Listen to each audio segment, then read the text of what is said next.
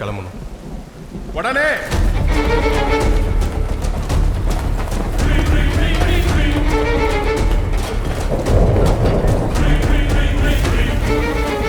ரொம்ப சாதாரணமாக இருங்க. நான் சொன்னதெல்லாம் மனசில் இருக்கட்டும். வழியில் யாராச்சும் நிப்பாட்டி கேட்டாங்கன்னா ஒரே மாதிரி பதிலாக சொல்லணும். வீட்டை காலி பண்ணிட்டு ஊருக்கு போகிற மாதிரி இருக்கணும். சரிங்க தம்பி, நீங்கள் எங்கள் கூட வரல? இன்னும் ஒரு வேலை பாக்கி இருக்கு, முடிச்சுட்டு வரேன். நீங்கள் கிளம்புங்க. பத்திரம்.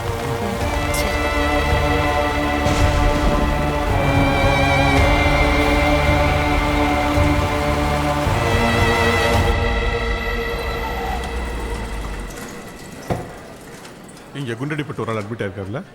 டிஸ்சார்ஜ் பண்ணிட்டாங்க.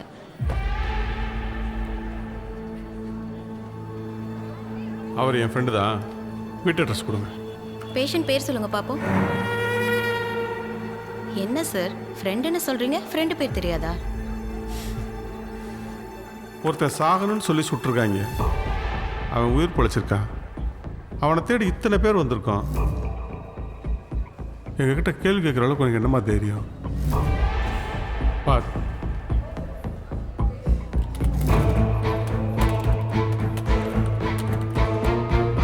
சார் பேஷண்ட் டீட்டெயில்ஸ் எல்லாம் இதில் டெலீட் ஆயிருக்கு. எப்படி டெலீட் ஆச்சுன்னு எனக்கு தெரியல சார். எனக்கு அவ்வளோ தைரியம்லாம் இல்லை சார்.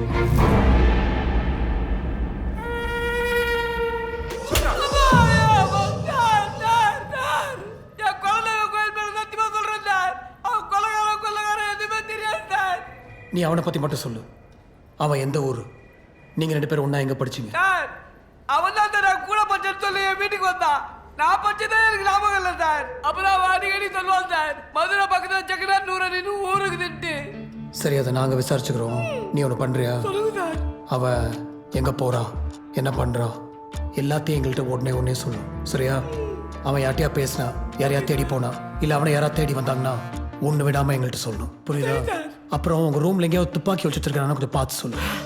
துப்பாக்கியா? அப்புறம் இது கேமரா உங்கள் ரூமில் அவனுக்கு தெரியாமல் ஒரு இடத்துல ஃபிக்ஸ் பண்ண. உன்னை நாங்கள் கண்காணிச்சுட்டே இருப்போம். சார் இது மட்டும் வேணாம் சார். ஏன்? பழக்க தோசையில் சில சமயம் பாத்ரூம் வந்து குளிச்சுட்டு வரும்போது சட்டி போடாமல் வருவேன். அதை நீங்களாம் பார்த்தா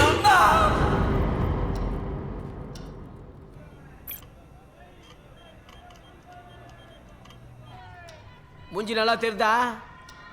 ஆதார் கார்டு பேர் இல்லையே.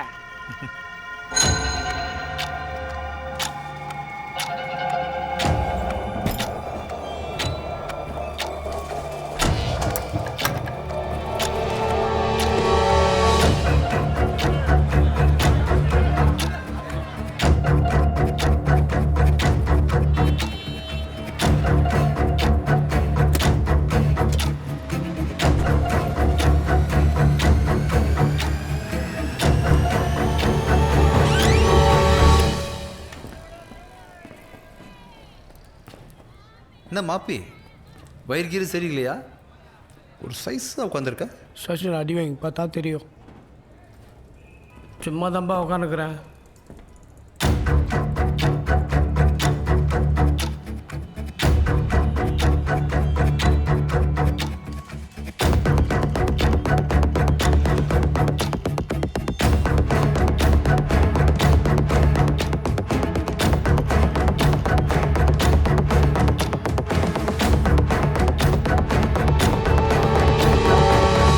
என்ன மாப்பி, துணியெல்லாம் கழிச்சு போட்டு வச்சுருக்க? காய போட்டுருந்த ஜட்டியை காணோம், அதை தேடி பார்த்தேன். டக்கு ஊருக்கிட்ட மாப்பி, உன் ஜட்டியை தேடி நான் தான் செய்ய போகிறேன். ஊசு, நீ என்னத்தை திருடுவேன்னு எனக்கு இப்போ தானே தெரியுது.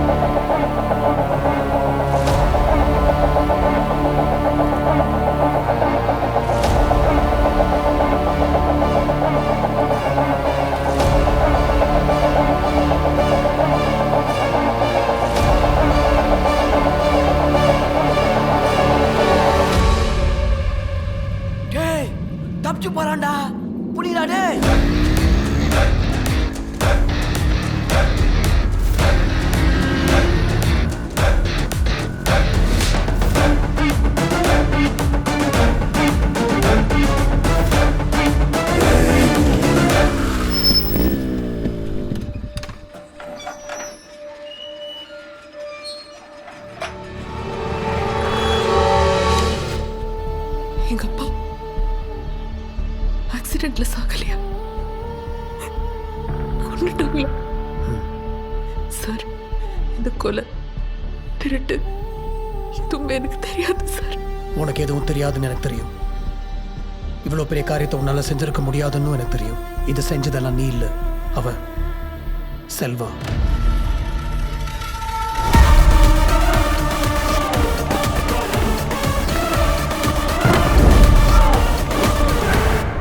செல்வா ஒரு திருட, ஒரு கொலைகாரன். அப்படி இருக்க மட்டும்தான் வாய்ப்பு இருக்கு. நீ உங்க அப்பா அமைச்சர் எப்படி சம்மந்தப்பட்டிருக்கீங்க மட்டும் எனக்கு தெரியணும். கொள்ளையடிச்ச பணம் எங்க, கொலை செய்ய பயன்படுத்த துப்பாக்கி எங்க இருக்குன்னு எனக்கு தெரியணும். அதுக்கும் ஹெல்ப் வேணும்.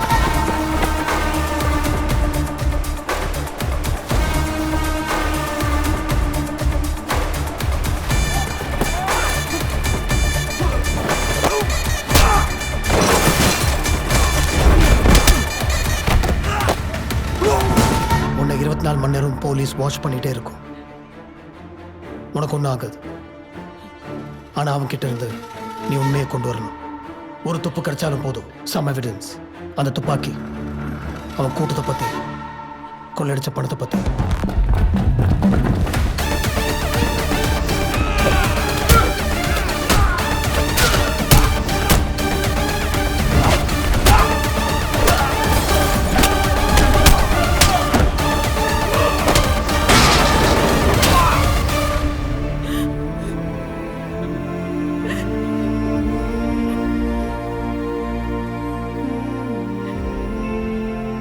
உனக்கு விஷயம் தெரியும்னு அவனுக்கு தெரியக்கூடாது.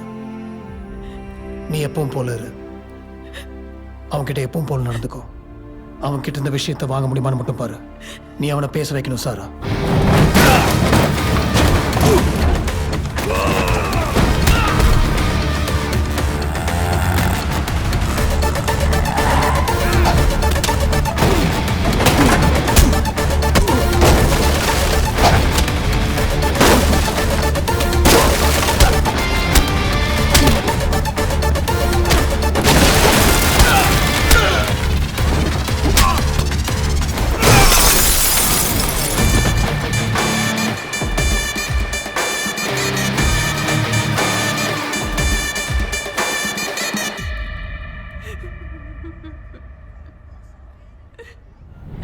$300 கோடி பணம், 5 கொலை.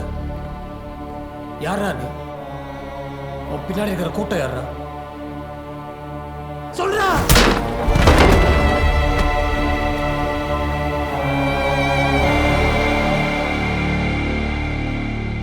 என்னடா பொண்ணை கூட்டிட்டு வந்து படம் காட்டுறியா? எங்கடா அவன்? போலீஸ் அவனை சுற்றி வளைச்சிருச்சு. அவன் போலீஸ் கஸ்டடியில் இருக்கான். இங்க பாரு, வாயை திறக்காம நீ இருக்கவே முடியாது. சொல்லு, உனக்கும் சாராவோட அப்பா ஐசக்கும் என்ன சம்பந்தம்? மினிஸ்டர் ராஜவேலுக்கும் உனக்கும் என்ன பகை?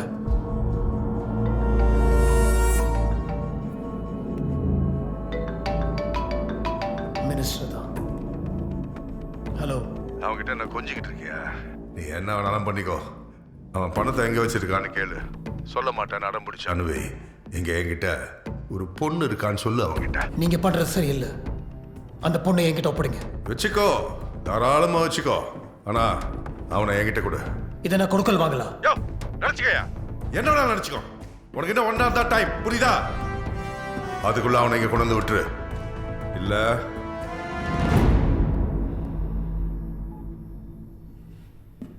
ஏய், நீ பேசலனா சாரா உனக்கு இல்லை. யாருமா நீ? யார் அவன்?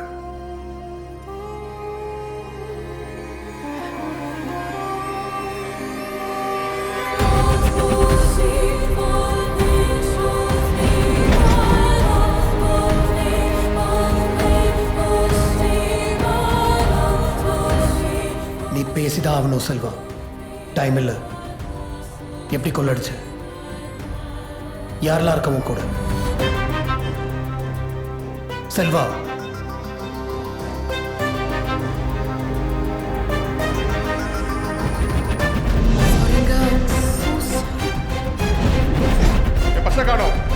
முன்னாடி வருஷம் நின்று இருந்தான். மரியாதையை பர்சன் அடிங்க. யார் என்ன நினைச்சிருக்கிற? அவ்வளவுதான் எல்லாரையும்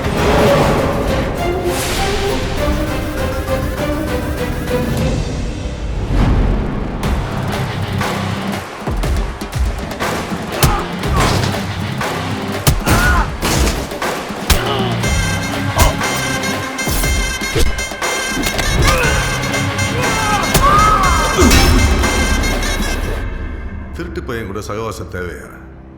படித்த பொண்ணு மாதிரி இருக்க, இப்படி ஏமாறலாமா? நான் 10 நிமிஷத்துக்கு பாய்.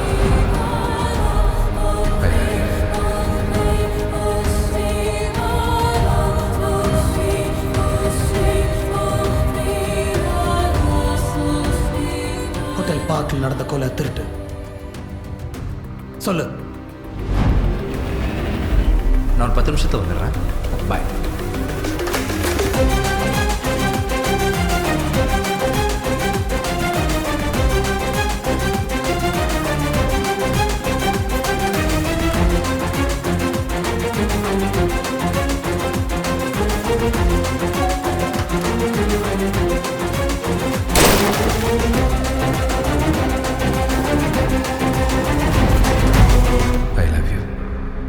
களவும் காதலும் நல்லா இருக்கு. பொண்ணையும் பணத்தையும் ஒரே நேரத்தில் திருடி இருக்கான். Nice nice nice nice nice. இதே ட்ரெயின்ல ஏதோ ஒரு கம்பார்ட்மெண்ட்ல நான் இருப்பேன். நான் தாம்பரம் போய் இறங்குறதுக்குள்ள நீ என்னை கண்டுபிடிச்சா நான் உன் ஆள் தானும் ஒத்துக்கிறேன்.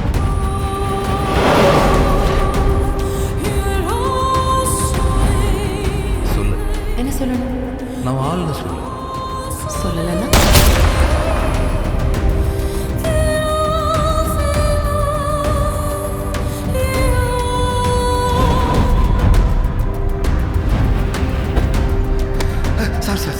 சாரி.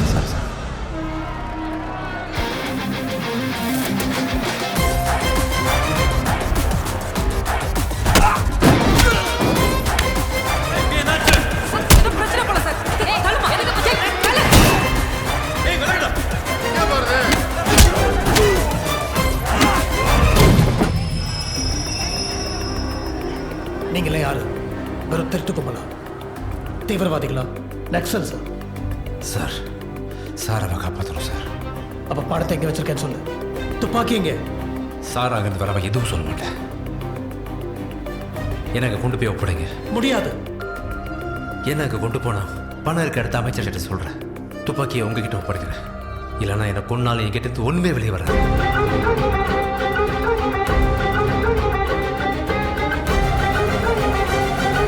ஒரு அமைச்சருக்கு மக்கள் பணி எவ்வளோ இருக்கும், தேர்தல் பணி எவ்வளோ இருக்கும்? என்ன இப்படி உட்கார வச்சு நேரத்தை வேஸ்ட் பண்றிய? சொல்லுப்பா, பணம் எங்க இருக்கு? டைம் ஆகுது. இந்த வீம்பெல்லாம் சல்லி காசுக்கு பிரயோஜனம் இல்லை. சொல்லு.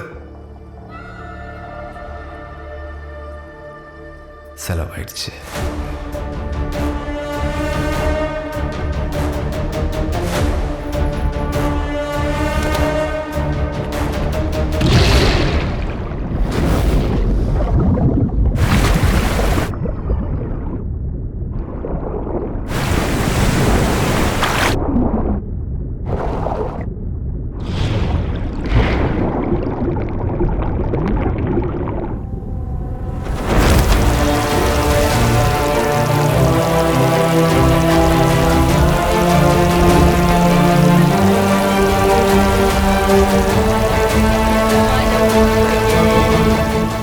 செல்வா, உங்க ஊர்லயே நீ ஒருத்தன் தான் படிச்சவன், உனக்குமா புரியல?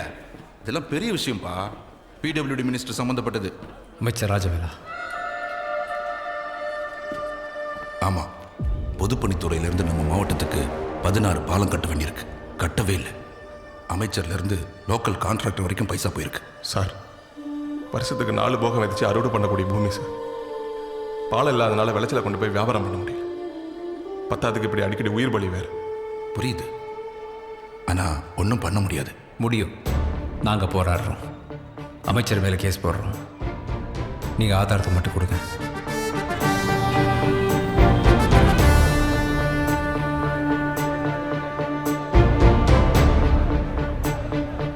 எங்கள் ஊரில் பாலம் கட்டி முடிக்கவே இல்லை. எங்கள் ஊரில் மட்டும் இல்லை, எங்கள் மாவட்டத்தில் கட்ட வேண்டிய 8 பாலமும் கட்டி முடிக்கல. ஆனால் பாலம் வெள்ளத்தில் அடிச்சுட்டு போச்சுன்னு பொய்யா கணக்கு அமைச்சிருக்காங்க. ஆதாரம் எல்லாம் நல்லா திரட்டிருக்கீங்க. பொதுப்பணித்துறை அமைச்சர்லேருந்து கான்ட்ராக்டர் வரைக்கும் காசு போயிருக்கு சார். வருஷத்துக்கு 40 பேராவது ஆற்றுல அடிச்சுட்டு போயிடுறாங்க சார். கொடுமையாக தான் இருக்கு. நீங்கள் ஒன்று பண்ணுங்க. செல்வநாயகன் ஒரு வக்கீல் இருக்காரு, அவரை போய் பாருங்க. இந்த கட்சியில் இப்போ தான் நான் சேர்ந்தேன். கட்சி கேஸ் எல்லாம் நான் தான் பார்க்கணும். இப்போ போய் ஆளுங்கட்சிக்கும் அமைச்சருக்கும் எதிராக கேஸ் நடத்துறதா எப்படி முடியும்? என் ஃபீஸ்லாம் உங்களுக்கு கட்டுப்படி ஆகாதுங்க. ரிஸ்க். ஐசக்னு ஒருத்தர் இருப்பாரு, இந்த மாதிரி கேஸ்ல அவர் தான் எடுப்பாரு. பேசாம அவரை போய் பாருங்களேன். கொஞ்சம் மண்டக்குளார் பிடிச்சவரு, ஆனா கண்டிப்பா செஞ்சு கொடுத்துருவாரு. என்ன பெரிய மினிஸ்டர் அவன்? ரோடு போடுறேன், பாலை கட்டுறேன் சொல்லி பொதுப்பணித்துறை காத்துல திருடிக்கிட்டு நீ ஒண்ணு கவலைப்படாதீங்க. அவன் மேல கேஸ போற என்ன பண்ணிடுவான் அவன்? அவனை கோர்ட்ல நிக்க வைக்க வேண்டியது என்னோட பொறுப்பு.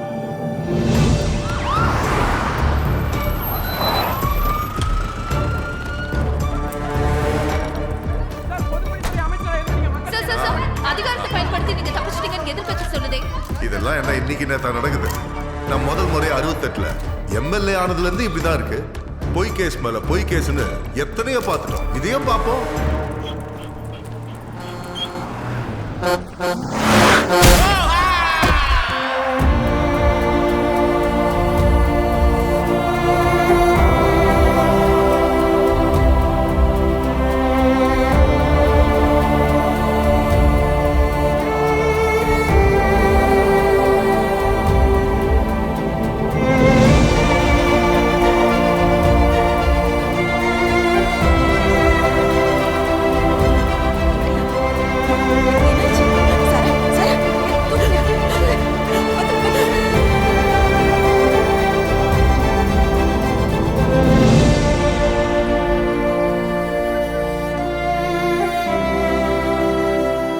செல்வா, இது கொலை.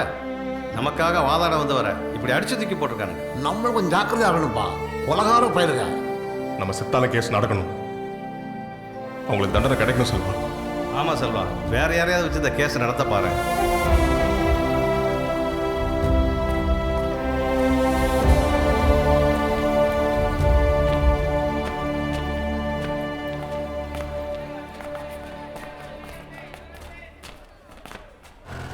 ஆட்டோ பாரிஸ் வரைக்கும் போகணும். வண்டி வருமா?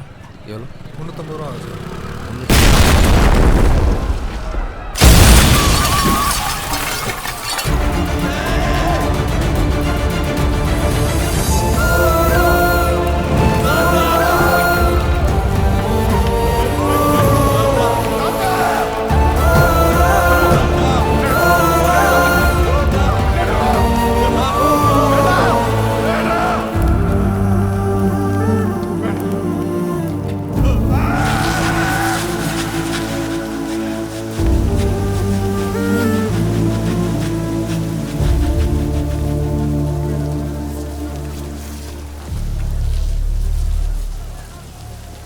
எனக்கு தெரியும் இது எப்படி நடந்ததுன்னு. அந்த ராஜவேலுவை உன்னால ஒன்றும் பண்ண முடியாது. உன் உயிரையாவது நீ காப்பாத்திக்கோ. இந்த ஊரை விட்டு போயிடு. உனக்கு வேற ஏதாவது வேணும்னா கேளு, நான் செஞ்சு தரேன்.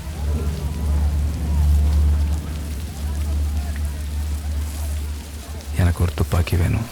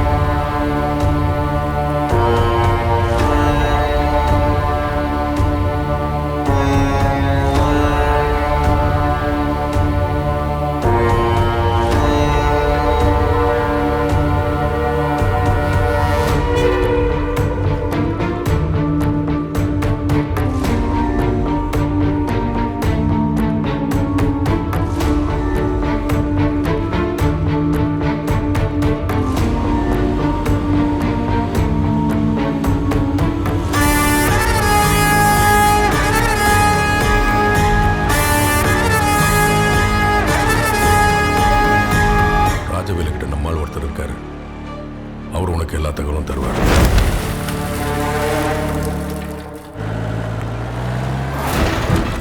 ஹலோ, ஹலோ சார், நீங்க சொன்ன மாதிரியே மினிஸ்டர் பில்டிங்க ரவுண்ட் அப் பண்ணும் சார், எஸ்டிஎஃப் ஃபோர்ஸோட.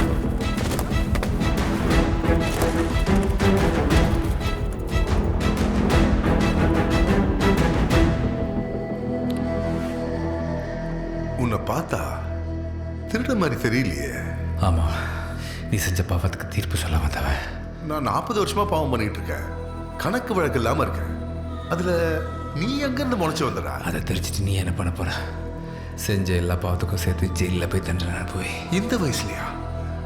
ஏசி இல்லாம தூங்க முடியாது தம்பி. சொத்து சொகன் பழகிட்ட, என்ன போய் ஜெயில போடுறேன்னு சொல்றிய. இனிமே தானே முதலமைச்சர் ஆகணும். எவ்வளவு வேலை இருக்கு. அதெல்லாம் நடக்காத அமைச்சரே.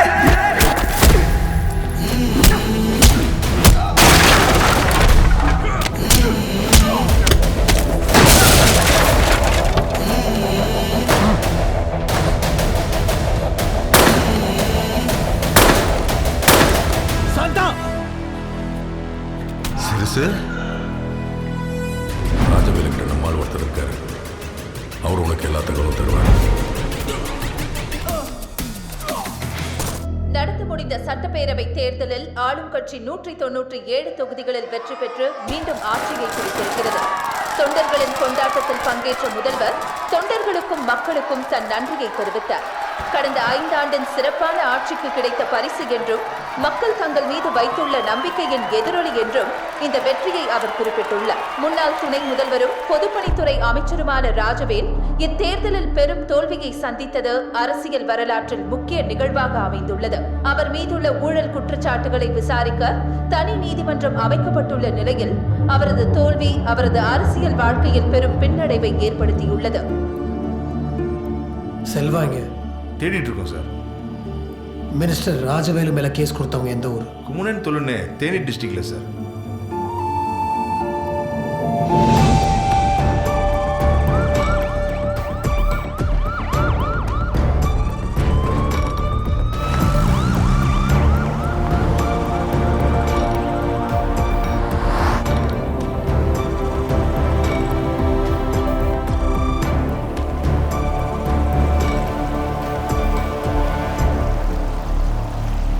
சார், இந்த கயிறை பிடிச்சு போங்க.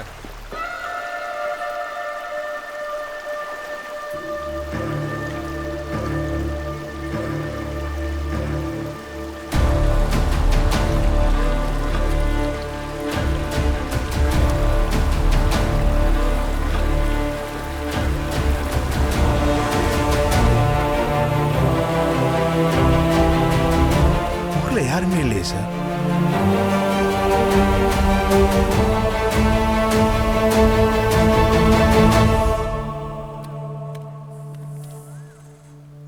ஐயா, ஊர்ல யாரும் இல்லையே, எங்க இருக்காங்க?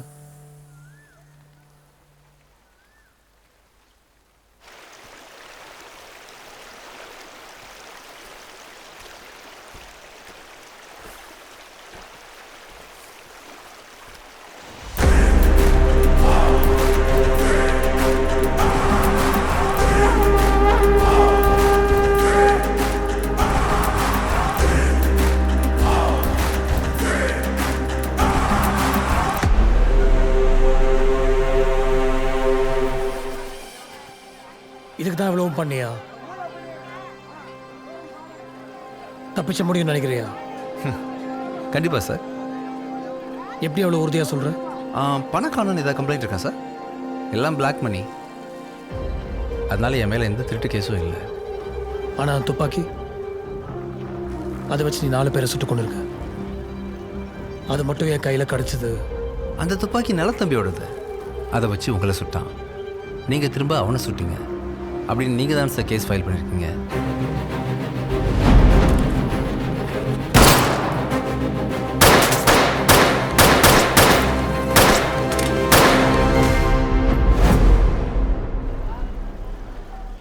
அதனால் அந்த துப்பாக்கி என்னோடது இல்லை.